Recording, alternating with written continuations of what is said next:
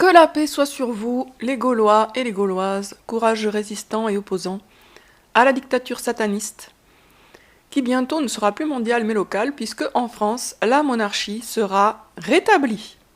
Alors, on va parler dans cette vidéo de réincarnation, et je vais pas me fatiguer, on peut dire, puisque je vais vous lire simplement un article qui date du 17 juillet 2019, que j'ai trouvé sur le site rtl.be. Titre: Un petit garçon de 4 ans est convaincu d'être la réincarnation de Lady Di. Alors il y a la photo du petit garçon à côté de la photo de Lady Di.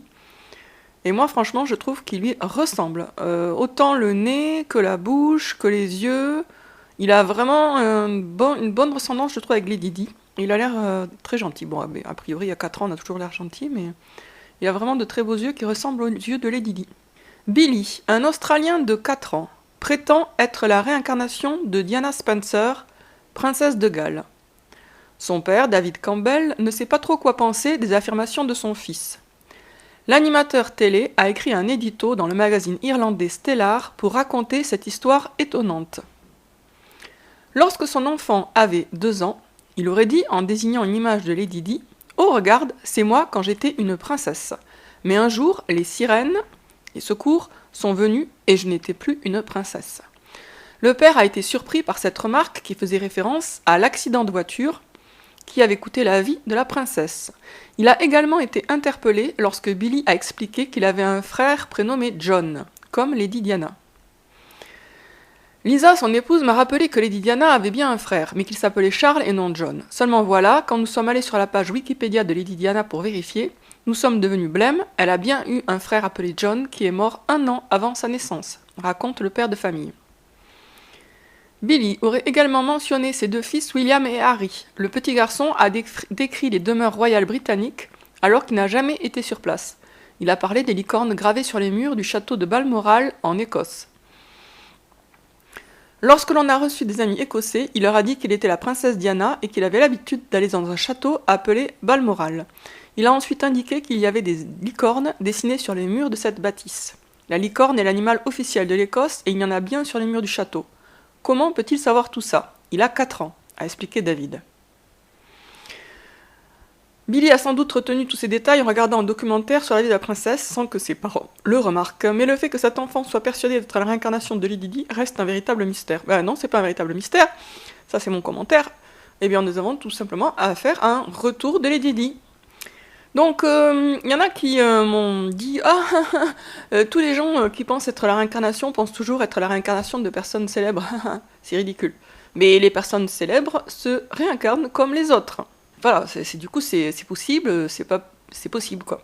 Et là, nous avons effectivement affaire à la réincarnation de Lady Di en petit garçon. Donc ça montre que on peut être une femme dans une vie et un homme dans un autre. Par ailleurs, j'avais lu un superbe témoignage de la réincarnation de Anne Frank, qui s'est réincarnée juste après sa mort, en fait, quasiment. Et c'était vraiment intéressant, et vraiment, franchement, pour quelqu'un qui est de bonne foi, après avoir lu le bouquin, on est obligé d'être convaincu que c'est bien elle, de retour. De même que là, on a affaire à Lady Di, de retour. Donc, la réincarnation, c'est une réalité. Après, pour s'en convaincre, il faut se renseigner sur le sujet, c'est comme pour tout. Se souvenir de ses propres vies antérieures, ça aide bien sûr à s'en convaincre, mais une enquête sur la réincarnation en général est déjà super instructive. Moi j'avais commencé par me renseigner sur le sujet, et après ça a débloqué pour que les réminiscences remontent. Elles étaient là pas loin de toute façon. Donc ça c'est un cas, voilà, parmi tant d'autres, de réincarnation, avec tous les éléments, tous les indices, tous les signes. Et pourquoi c'est important de savoir que la réincarnation est une réalité ? Bon, d'abord parce que ça permet de mieux comprendre à quel point Dieu est miséricordieux. Il nous laisse vraiment du temps, puisqu'il nous laisse plusieurs vies pour nous réveiller, etc. Ça permet de comprendre les bizarreries du genre un enfant qui meurt tout jeune, on se dit mais de quelle manière il a été testé par Dieu ? Non, il n'a pas été testé, enfin c'était une épreuve, mais c'était pas vraiment le test. Ce qui est le test, c'est l'ensemble de toutes les vies. Ensuite, même si on ne sera vraiment rétribué que le jour du jugement, il y a tout de même une forme d'équilibre, enfin pas d'équilibre, mais de paiement anticipé dans une seule vie, mais aussi dans plusieurs. C'est-à-dire qu'on est l'héritier de nos vies antérieures, les bonnes actions comme les mauvaises. Mais ça ne veut pas dire que la vie est un système de rétribution, c'est avant tout un test. Mais il y a quand même une petite part de rétribution, d'ailleurs Dieu le dit dans le Coran. On a déjà des éléments de récompense et de punition dès cette vie. Vraiment le bilan et la vraie récompense et la vraie punition, c'est pour l'au-delà. Donc Dieu peut aimer quelqu'un et lui faire subir de grands malheurs pour l'élever, pour faire monter son niveau, mais ça peut être aussi pour épurer son karma, et d'ailleurs c'est tout à fait compatible. Bon, voilà. Donc c'était juste pour vous parler vite fait de ce petit garçon australien qui est la réincarnation de Lady Di.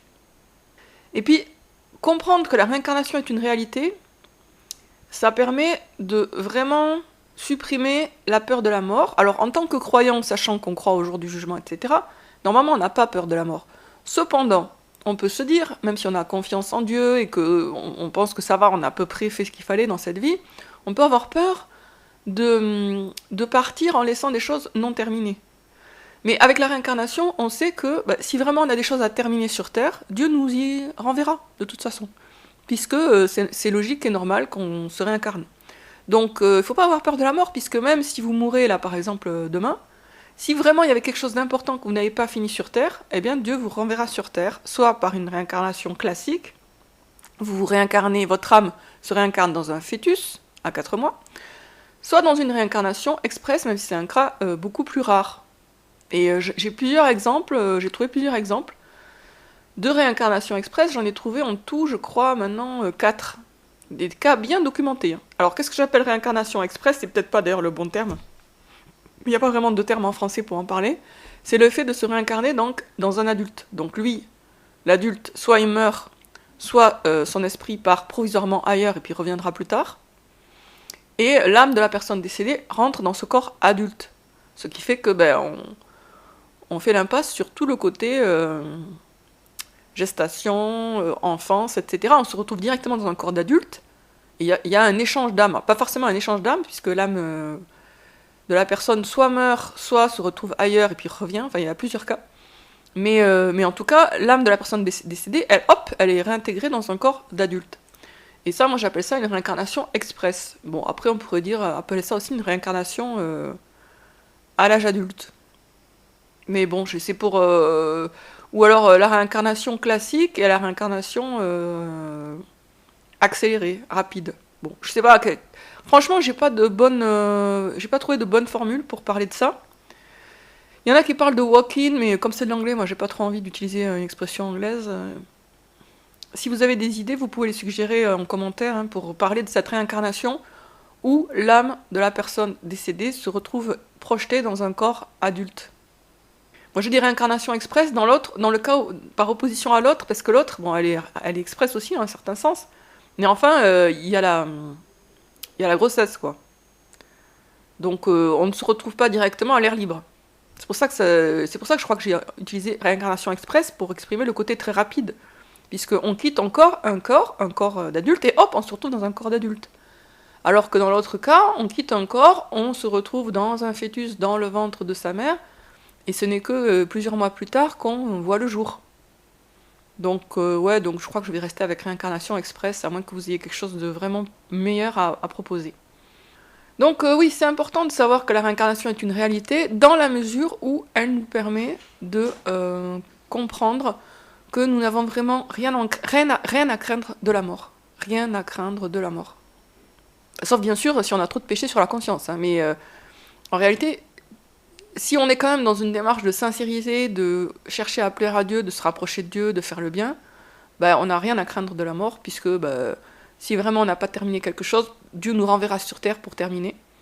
Donc n'ayons pas peur de la mort, on a en perspective le paradis et avant la réincarnation éventuellement.